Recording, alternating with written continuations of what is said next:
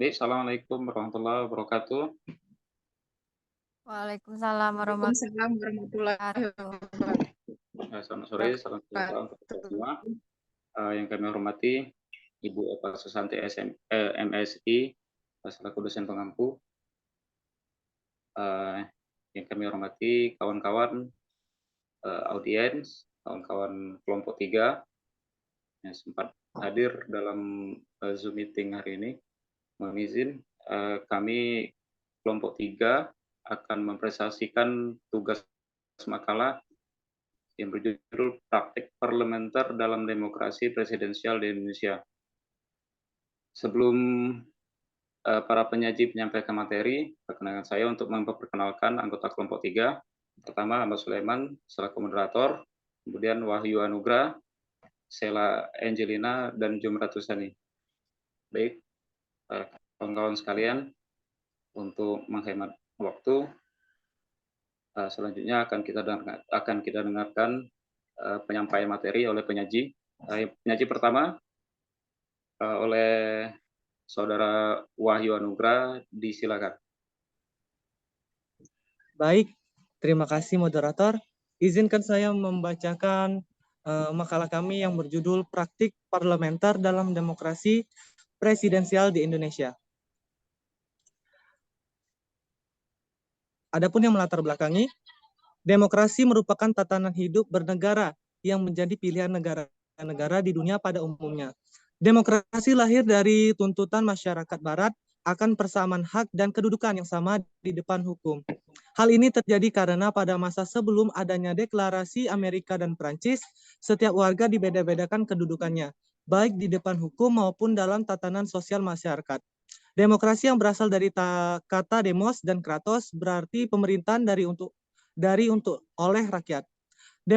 Demokrasi sebagai dasar hidup bernegara pada umumnya yang memberikan pengertian bahwa pada tingkat terakhir rakyat memberikan ketentuan dalam masalah-masalah pokok yang mengenai kehidupannya, termasuk dalam menilai kebijaksanaan pemerintahan negara oleh karena kebijaksanaannya tersebut menentukan kehidupan rakyat.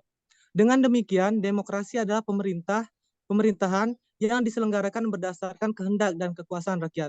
Atau jika ditinjau dari sudut organisasi, ia berarti sebagai suatu pengorganisasian negara yang dilakukan oleh rakyat sendiri atau atas persetujuan rakyat karena kedaulatan berada di tangan rakyat. Gagasan demokrasi telah berjumpa dan berintegrasi secara dialektik dengan berbagai ragam konteks sosial, kultural, juga corak dan tingkatan perkembangan ekonomi. Perjumpaan dan interaksi tersebut menunjukkan kelenturan cita-cita demokrasi sekaligus menjadikan demokrasi berkembang sedemikian kompleks.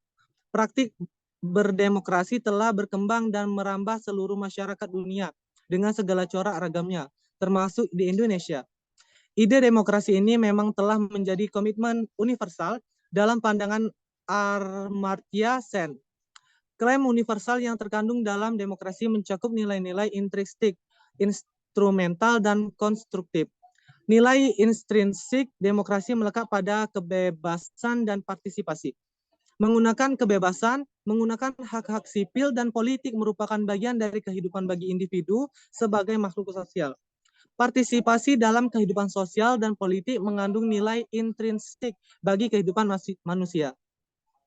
Sementara itu, nilai dan peran atau fungsi instrumental demokrasi adalah upaya dan kemampuan mendengarkan keinginan rakyat, apa yang diekspresikan dan didukung untuk memperoleh perhatian politik, termasuk tuntutan memenuhi kebutuhan ekonomi dan meningkatkan kesejahteraan. Sedangkan nilai dan peran atau fungsi konstruktif demokrasi dapat dipahami dan disarikan bahwa praktik berdemokrasi akan memberikan kesempatan kepada warga negara untuk saling belajar dan membantu masyarakat secara keseluruhan untuk memenuhi kebutuhan bersama. Indonesia adalah salah satu negara yang mengadopsi sistem demokrasi presidensial dalam struktur pemerintahannya. Sejak diberlakukannya Undang-Undang Dasar 1945 yang diamandemen pada tahun 2002, Indonesia telah mengalami perkembangan signifikan dalam praktik demokrasi. Salah satu aspek penting dalam sistem demokrasi presidensial adalah peran lembaga legislatif. yaitu Dewan Perwakilan Rakyat atau DPR, dan hubungannya dengan eksekutif, terutama presiden. Pada awal era dereformasi tahun 1998, Indonesia mengalami transisi demokratisasi yang besar.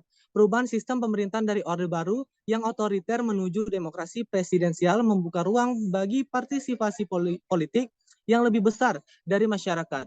Namun, sering berjalannya waktu, terdapat sejumlah tantangan dan isu yang berkaitan dengan praktik parlementer dalam demokrasi presidensial di Indonesia yang perlu mendapatkan perhatian dalam penelitian ini. Adapun rumusan masalah. Yang pertama, bagaimana praktik parlementer dalam demokrasi presidensial di Indonesia, dan tujuan penelitian untuk menganalisa bagaimana praktik parlementer dan dalam demokrasi presidensial di Indonesia. Manfaat penelitian, 1. Penelitian ini adalah untuk meningkatkan dan mengembangkan kemampuan berpikir melalui karya ilmiah dalam menempatkan teori-teori yang diperoleh selama perkuliahan di Universitas Batu Raja.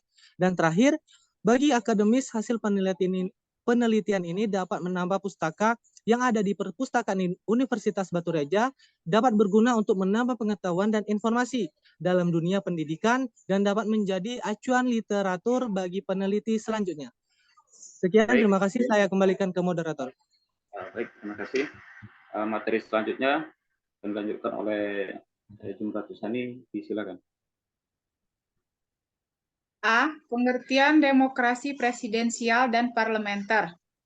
Demokrasi presidensial adalah sebuah sistem pemerintahan di mana kepala negara atau presiden dan lembaga legislatif atau parlemen itu dipilih secara terpisah oleh rakyat dalam pemilihan umum. Sistem ini memiliki beberapa karakteristik utama yang membedakannya dari sistem pemerintahan lainnya, seperti demokrasi parlementer. Berikut ini adalah beberapa ciri khas demokrasi presidensial, yaitu pemilihan umum terpisah. Dalam demokrasi presidensial, rakyat memilih presiden secara terpisah dari pemilihan umum untuk anggota parlemen. Ini berarti ada dua pilihan umum yang berbeda. Satu untuk memilih presiden dan satu lagi untuk memilih anggota parlemen. Kepala negara dan kepala pemerintah terpisah. Presiden dalam demokrasi presidensial memiliki peran ganda sebagai kepala negara dan kepala pemerintahan. Ini berarti presiden bertanggung jawab atas pelaksanaan kebijakan dan administrasi pemerintahan sehari-hari. Kemudian kewenangan eksekutif yang kuat. Presiden biasanya memiliki kewenangan eksekutif yang kuat.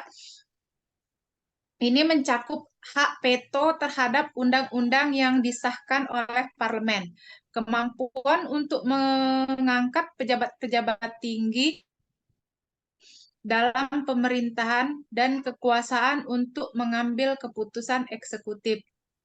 Kemudian independensi kepala negara. Presiden memiliki parlemen memiliki peran dalam pengawasan terhadap presiden. Presiden tidak diangkat atau dipecat oleh parlemen. Dan pengawasan parlemen. Parlemen memiliki peran dalam pengawasan pemerintahan. Mereka dapat mengawasi tindakan presiden, membentuk undang-undang, mengontrol anggaran negara, dan melakukan penyelidikan jika diperlukan. Sistem multipartai. Demokrasi presidensial sering melibatkan berbagai partai politik yang bersaing untuk memenangkan pemilihan. Hal ini dapat menghasilkan situasi di mana presiden berasal dari partai yang berbeda dengan mayoritas di parlemen. Kemudian pemilihan presiden secara langsung atau tidak langsung. Pemilihan presiden dapat dilakukan secara langsung oleh rakyat atau melalui sistem pemilihan elektoral, tergantung pada konstitusi dan hukum negara yang bersangkutan. Kedaulatan rakyat. Seperti dalam semua bentuk demokrasi, prinsip kedaulatan rakyat berlaku di demokrasi presidensial, yang berarti kekuasaan pemerintahan berasal dari rakyat dan dipertanggungjawabkan kepada mereka. Dalam sistem pemerintahan parlementer, objek utama yang diperebutkan adalah parlemen. Parlemen menjadi sangat penting karena kekuasaan eksekutif hanya mungkin diperoleh setelah partai kontestan pemilihan umum berhasil meraih kursi mayoritas dalam parlemen. Seandainya tidak terdapat partai politik yang memperoleh suara mayoritas, beberapa partai politik bergabung atau koalisi untuk membentuk kabinet. Sejalan dengan pendapat Djoko Setono dan Sartori, Miriam Budiharjo menyatakan bahwa dalam sistem pemerintahan parlementer, badan eksekutif dan badan legislatif bergantung satu sama lain. Kabinet sebagai bagian dari badan eksekutif yang bertanggung jawab diharap mencerminkan kekuatan-kekuatan politik dalam badan legislatif yang mendukung dan mati hidup kabinet bergantung pada dukungan dalam badan legislatif. Dalam praktiknya, Mariam Budiarjo menambahkan sifat serta bobot ketergantungan tersebut berbeda dari satu negara dengan negara lain. Akan tetapi, umumnya dicoba untuk mencapai semacam keseimbangan antara badan eksekutif dan badan legislatif.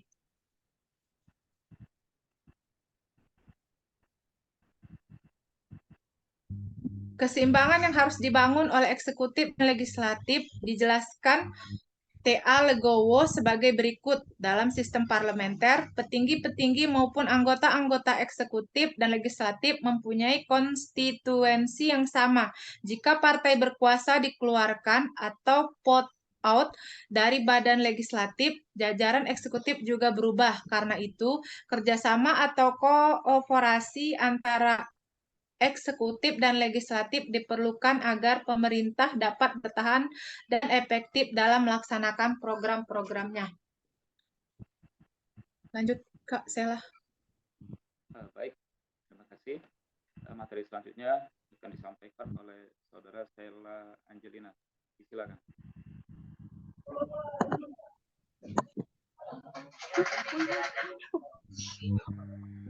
Praktik parlementer dalam demokrasi presidensial di Indonesia saat ini.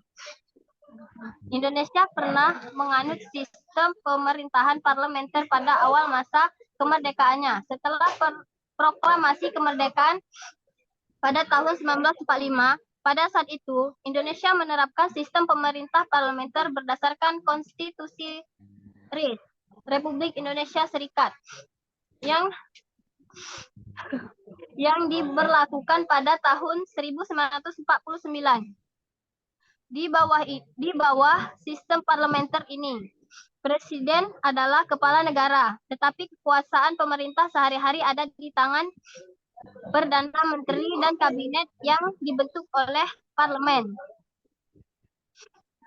Selama sejarah Indonesia pasca 1950, negara ini telah mengadopsi sistem pemerintahan presidensial dan tetap mempertahankannya hingga saat ini. Dalam sistem pemerintahan presidensial, presiden adalah kepala negara dan kepala pemerintahan. Dan kekuasaan eksekutif lebih berpusat pada presiden daripada di tangan parlemen. Jadi, meskipun Indonesia telah menerapkan sistem pemerintahan parlementer pada awal masa kemerdekaannya, sejak tahun 1950, negara ini telah beralih ke sistem pemerintahan presidensial yang masih berlaku saat ini. Saat ini, praktik parlementer di Indonesia melibatkan hubungan antara presiden dan parlemen dalam konteks proses pembuatan kebijakan legislasi dan pengawasan pemerintahan.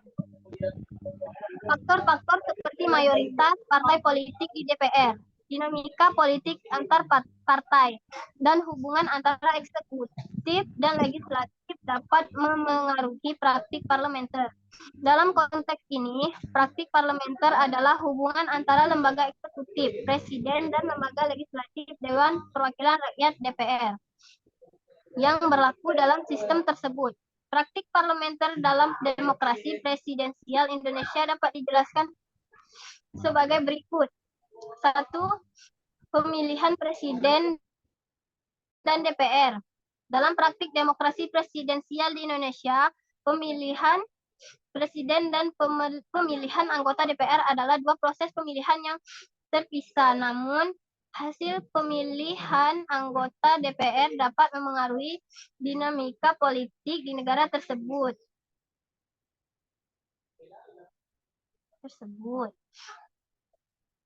Dalam praktik parlementer dalam demokrasi presidensial Indonesia, presiden yang terpilih tidak berasal dari anggota DPR, melainkan dipilih secara langsung oleh rakyat.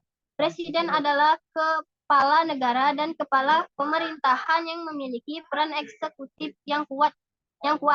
DPR di sisi lain adalah lembaga legislatif yang bertugas membuat undang-undang, mengawasi pemerintah dan mewakili rakyat. Anggota DPR dipilih oleh rakyat dalam pemilihan umum legislatif dan berasal dari berbagai partai politik yang bersaing. 2. Hubungan eksekutif legislatif. Hubungan antara presiden dan DPR adalah salah satu aspek penting dalam praktik parlementer. DPR memiliki peran dalam mengawasi dan mengevaluasi kinerja presiden, termasuk dalam hal pengesahan anggaran dan kebijakan-kebijakan penting lainnya. Hubungan eksekutif legislatif dalam praktik parlementer dalam demokrasi presidensial di Indonesia mencerminkan prinsip pemisahan kekuasaan.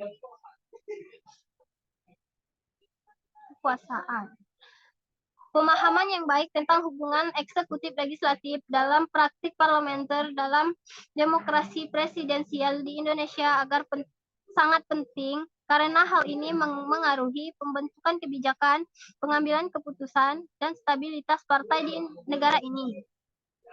Hubungan eksekutif legislatif dalam praktik parlementer di Indonesia menciptakan sistem pemerintahan yang menggabungkan unsur-unsur kekuasaan eksekutif dan legislatif yang kuat dan memerlukan kerjasama dan interaksi yang efektif antara kedua cabang pemerintahan ini untuk menjalankan pemerintahan yang stabil dan efisien.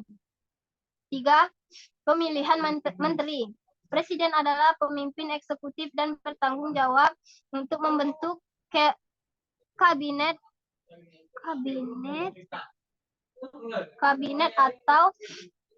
atau kementerian. Menteri-menteri dalam kabinet dipilih oleh presiden.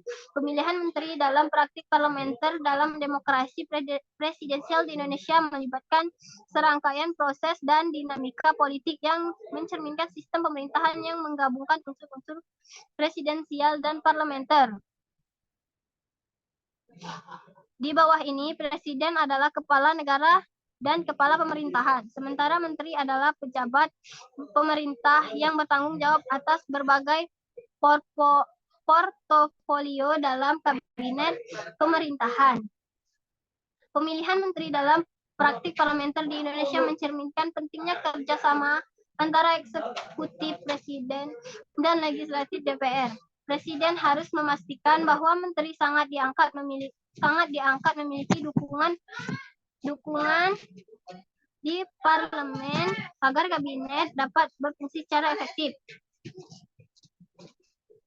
4. Proses legislasi dalam praktik parlementer dalam demokrasi presidensial di Indonesia adalah langkah-langkah yang dilakukan oleh Badan Legislatif DPR, Dewan Perwakilan Rakyat, untuk membentuk undang-undang. Di bawah sistem pemerintahan demokrasi presidensial, DPR memiliki peran utama dalam proses pembuatan undang-undang. DPR memiliki kewenangan untuk mengusulkan, membahas, dan mengesahkan undang-undang. Proses legislasi ini mencerminkan kerjasama antara DPR dan pemerintah dalam membuat undang-undang di Indonesia. Meskipun presiden memiliki peran dalam proses ini, DPR memiliki peran yang signifikan dalam meninjau, mengubah, dan akhirnya mengesahkan RUU menjadi undang-undang. Proses ini menciptakan sistem pengawasan dan keseimbangan yang penting dalam menjalankan pemerintahan dalam demokrasi presidensial di Indonesia. 5. Kontrol anggaran. DPR memiliki peran dalam proses anggaran, termasuk pembahasan dan pengesahan anggaran negara. DPR dapat memutuskan alokasi dana untuk berbagai program pemerintahan. Kontrol anggaran dalam praktik parlementer. Dalam demokrasi presidensial di Indonesia mengacu pada peran DPR, Dewan Perwakilan Rakyat, dalam mengawasi dan mengontrol pengeluaran keuangan pemerintah yang diajukan oleh pemerintah eksekutif dalam penyusunan dan pelaksanaan anggaran negara.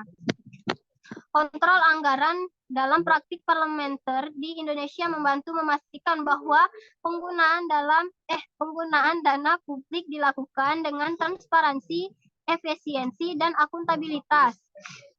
Kontrol anggaran dalam praktik parlementer di Indonesia menciptakan sistem pengawasan yang kuat terhadap pengeluaran pemerintah, menghindari penyalahgunaan dana publik, dan memastikan transparansi dan akuntabilitas dalam pemerintahan. DPR memainkan peran kunci dalam mengawasi dan mengendalikan pengeluaran anggaran negara untuk memenuhi kebutuhan masyarakat dan memastikan penggunaan dana publik yang efisien. 6. Pertanggungjawaban. Pertanggungjawaban adalah prinsip fundamental dalam menjalankan pemerintahan yang demokratis dan akuntabel. Dalam konteks demokrasi presidensial, pertanggungjawaban kepada legislatif seperti DPR adalah salah satu mekanisme utama untuk memastikan bahwa pemerintah menjalankan tugasnya dengan baik dan sesuai dengan kepentingan rakyat. Pertanggungjawaban dalam praktik parlementer dalam demokrasi presidensial di Indonesia mengacu pada kewajiban pemerintah, terutama presiden dan kabinetnya, untuk bertanggung jawab kepada DPR, Dewan Perwakilan Rakyat, yang merupakan lembaga legislatif yang dipilih oleh rakyat. Prinsip pertanggungjawaban adalah salah satu pilar penting dalam menjalankan pemerintahan yang transparan, akuntabel, dan demokratis. Presiden dan menteri-menteri harus mempertanggungjawabkan tindakan mereka kepada DPR melalui mekanisme interpelasi, hak angket, dan pertanyaan-pertanyaan lainnya dalam sidang DPR. Pertanggungjawaban dalam praktik parlementer di Indonesia adalah salah satu aspek utama dalam menjalankan sistem pemerintah yang demokratis. Ini memastikan bahwa pemerintah yang dipilih oleh rakyat harus menjelaskan dan bertanggung jawab atas tindakan dan kebijakan mereka kepada perwakilan rakyat di DPR. Pertanggungjawaban ini menciptakan mekanisme pengawasan yang penting untuk menjaga integritas, transparansi, dan akuntabilitas dalam pemerintahan. Baik, saya kembalikan kepada moderator. Baik, terima kasih kepada kawan-kawan penyaji. Selanjutnya akan kami buka sesi tanya jawab pada kawan-kawan audiens. Silakan untuk mengajukan pertanyaan.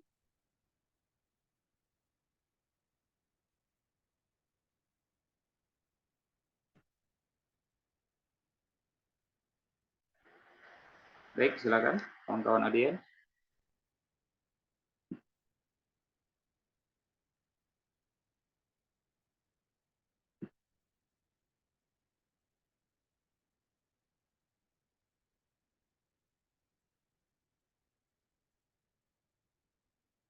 Saudari Deli, apakah ada pertanyaan? Silakan.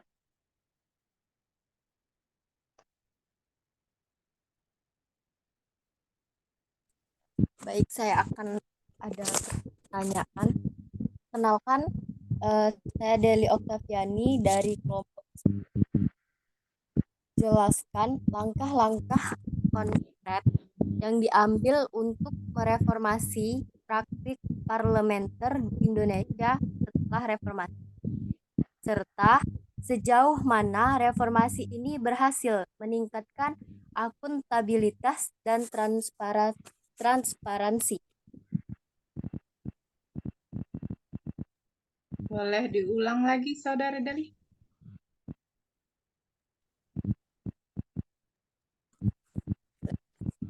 Jelaskan langkah-langkah konkret yang diambil untuk reformasi praktik parlementer di Indonesia setelah reformasi.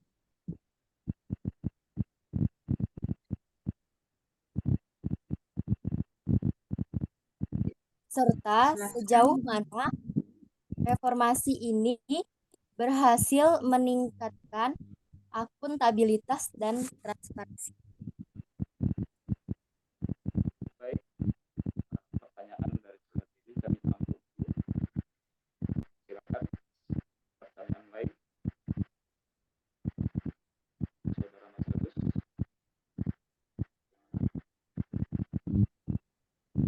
Kepada saudara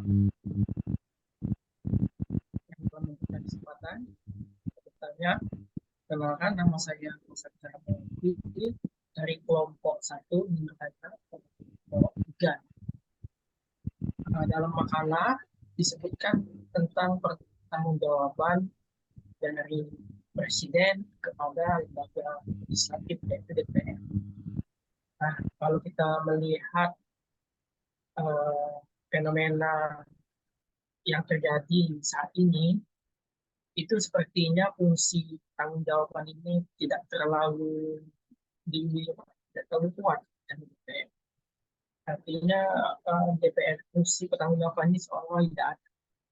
Kekuatan DPR juga seolah-olah tidak terlalu kuat.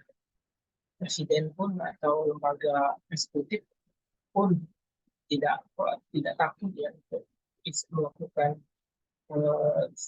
manuver politik, sehingga dia untuk bertanggung jawab kepada DPR ya nggak terlalu dipusingkan. Nah, jadi pertanyaan saya itu bagaimana menurut kelompok 3 ini kiat-kiat agar fungsi pertanggungjawaban DPR ini kuat sehingga kedudukan DPR ini dianggap kuat, tidak seperti sekarang kedudukan DPR ini dianggap tidak ada. Ini itu saja. Terima kasih kepada moderator.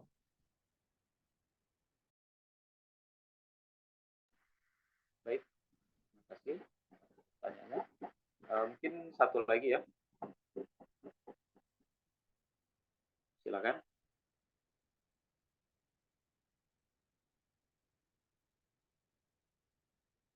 Atau cukup?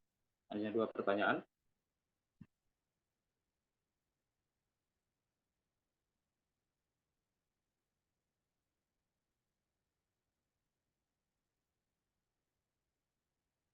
Oke, kawan-kawan, beri kami waktu ya, kelompok 3 untuk mempersiapkan jawaban.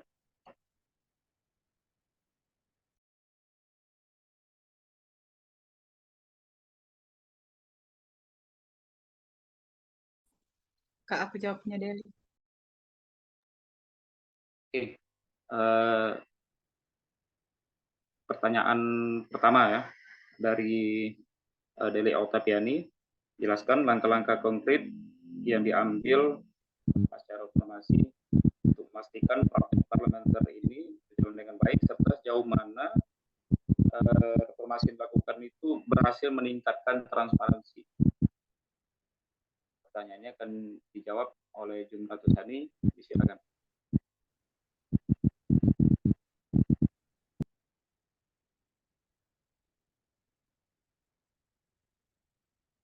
Pertanyaan untuk mereformasi praktik parlementer di Indonesia setelah era reformasi. Kemudian sejauh mana reformasi ini berhasil meningkatkan akuntabilitas dan transparansi. Di mana sejak tahun 1990-an itu terdapat praktik parlementer itu sendiri dengan tujuan meningkatkan akuntabilitas dan transparansi dalam sistem politik. Ada beberapa langkah, yaitu satu, pemberian kewenangan lebih pada DPR atau Dewan Perwakilan Rakyat. Salah satu langkah utama adalah memberikan lebih banyak kewenangan pada DPR sebagai lembaga legislatif. Kemudian yang kedua, pemilihan langsung anggota DPR. Pada tahun 2004, Indonesia mengadopsi sistem pemilihan langsung untuk anggota DPR. Sebelumnya, anggota DPR dipilih melalui sistem perwakilan proporsional. Kemudian otonomi daerah. Reformasi juga melibatkan pemberian otonomi daerah yang lebih besar.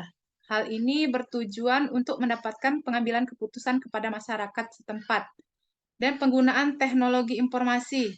Adopsi teknologi informasi dalam proses legislatif seperti penggunaan sistem e-parlimen dan website resmi DPR. Kemudian pengawasan oleh lembaga eksternal. Pembentukan Komisi Pemberantasan Korupsi atau KPK dan Lembaga Swadaya Masyarakat atau LSM. Hukum politik seperti revisi undang-undang tentang pemilihan umum, undang-undang tentang partai politik, dan undang-undang tentang pemerintahan daerah.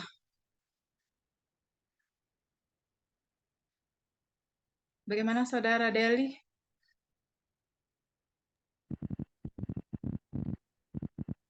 Sekian jawaban dari Saudara Jumlah ini.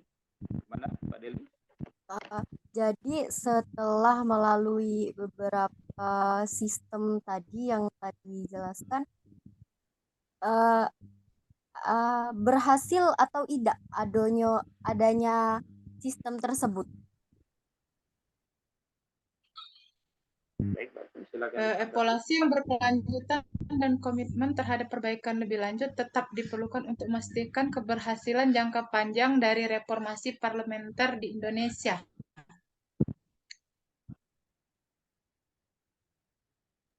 Berarti ya dengan adanya sistem itulah berhasil. Saya itu yuk.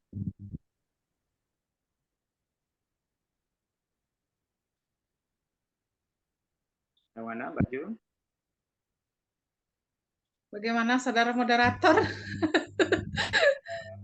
Mbak Deli, apakah setelah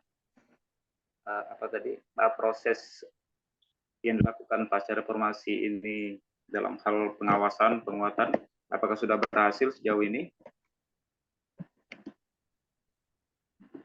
Memang masih banyak tantangan yang dihadapi, itu termasuk korupsi, pergeseran, kepentingan politik, dan informasi yang tidak konsisten.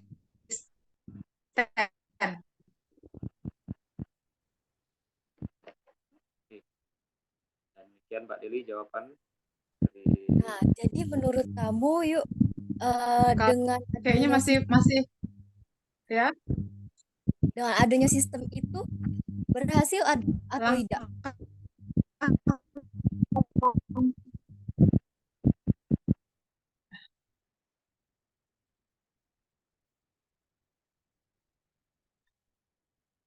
Sudah berhasil dalam meningkatkan akuntabilitas dan transparansi. Oke, baiklah.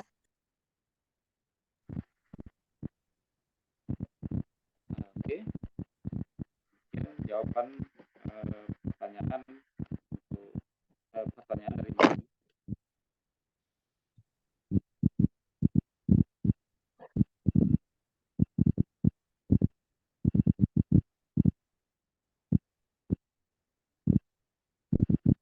Pertanyaan kedua, mohon berikan kami waktu kembali untuk teman audiens kelompok kami untuk menyiapkan jawaban.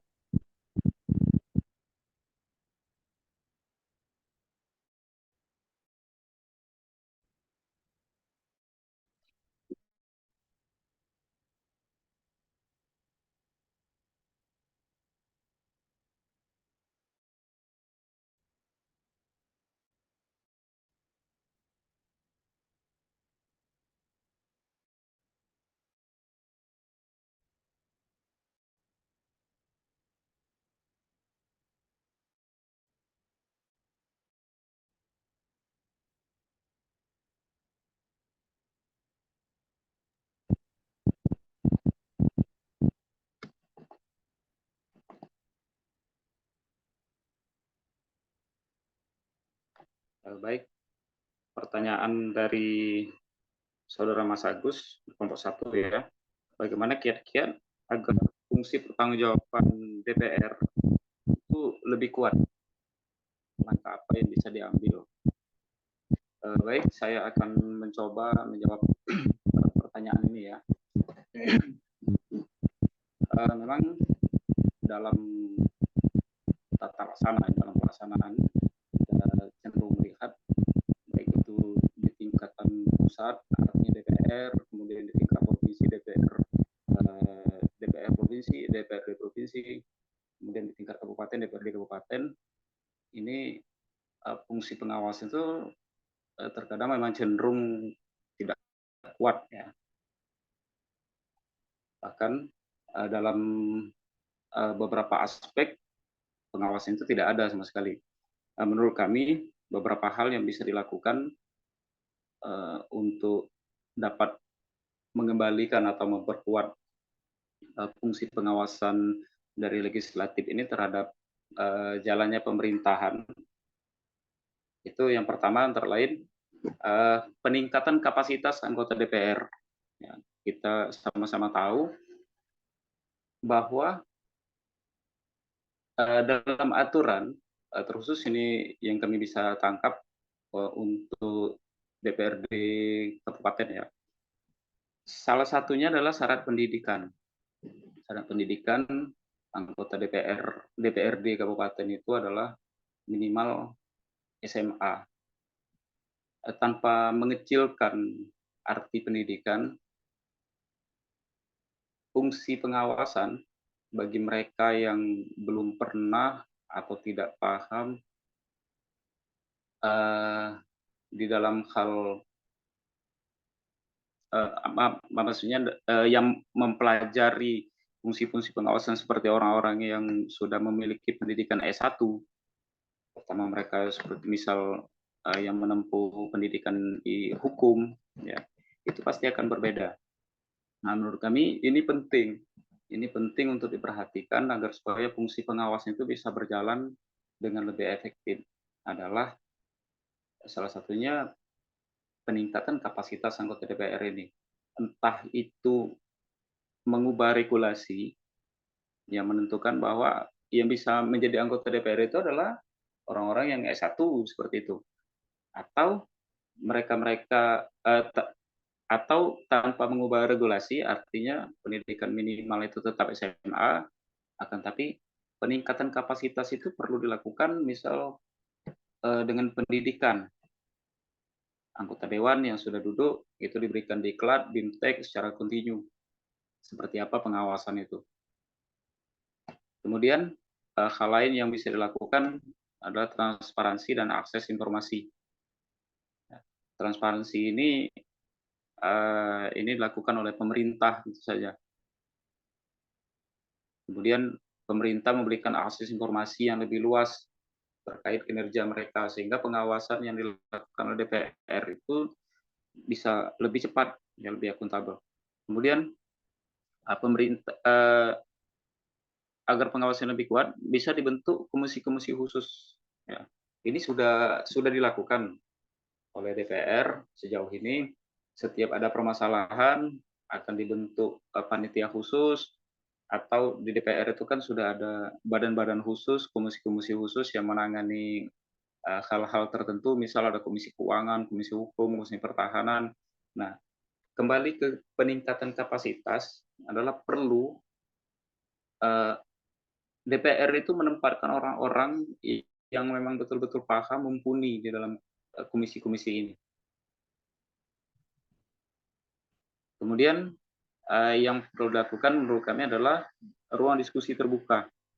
Ya, ruang diskusi terbuka di mana anggota DPR itu membuka ruang diskusi.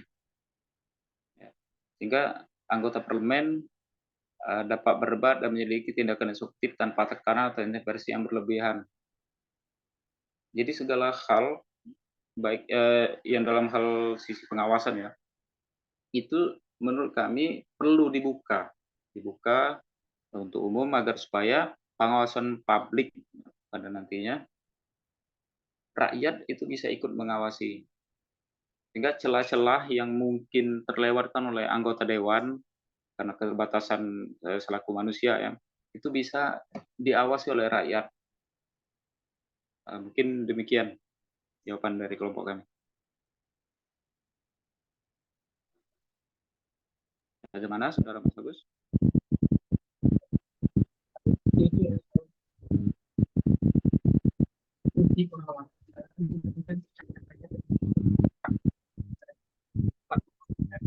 Mohon maaf, suaranya kurang jelas. Kalau masalah fungsi pengawasan, tadi ada empat cara tadi kan untuk meningkatkan fungsi pengawasan.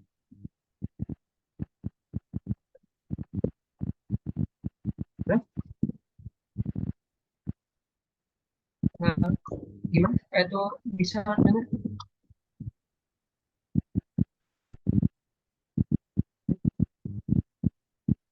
Halo? Ini masalah fungsi pengawasan tadi, setuju ya Mas, aku tuh ada 4 cara tadi kan, meningkatkan kapasitas, terus pembentukan komisi khusus, transparansi. Nah, mungkin mau nambahkan terkait ini di makalah tadi. Kalau menurut saya untuk apa namanya, untuk yang poin pertanggungjawaban, kalau untuk legislatif itu kalau menurut saya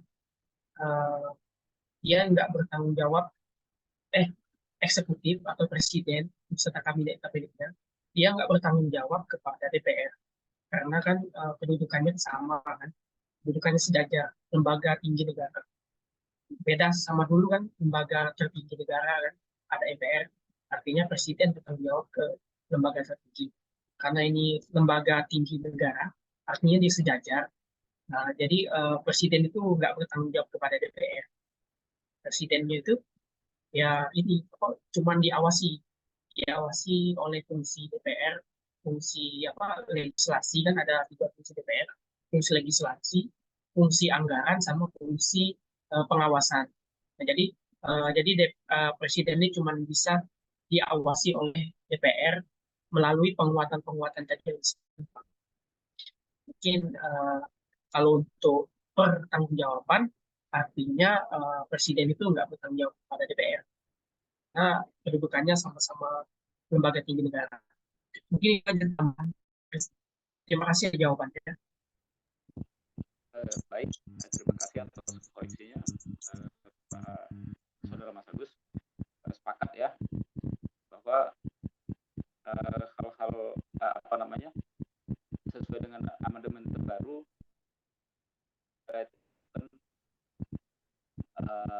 sekarang itu sudah sejajar ya, satu tingkat.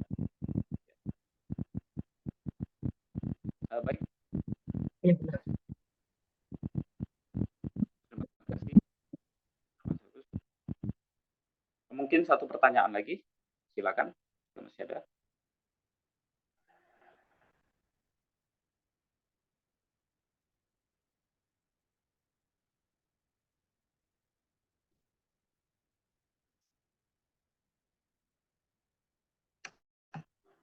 Bagaimana kawan-kawan audiens?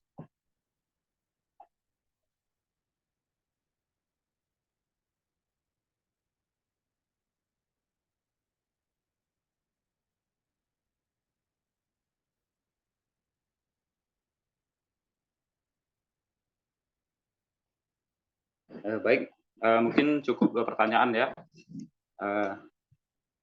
Sebelum kami menutup diskusi pada hari ini, izinkan saya untuk menyampaikan closing statement. Praktik parlementer dalam demokrasi presidensial Indonesia adalah aspek penting dalam dinamika politik dan pembentukan kebijakan negara ini. Hubungan antara eksekutif dan legislatif, peran DPR dalam legislasi dan pengawasan, serta peran partai politik adalah elemen-elemen kunci dalam sistem ini. Dengan pemahaman yang mendalam tentang praktik parlementer ini, Indonesia dapat terus mengembangkan demokrasinya dan memastikan akuntabilitas serta pelayanan lebih baik bagi rakyat. Intinya, praktik parlementer dalam demokrasi presiden Indonesia itu antara lain terjadi dalam Hal pemilihan presiden dan DPR, hubungan eksekutif dan legislatif, pemilihan menteri, proses legislasi, kontrol anggaran, dan pengawasan oleh legislatif terhadap eksekutif.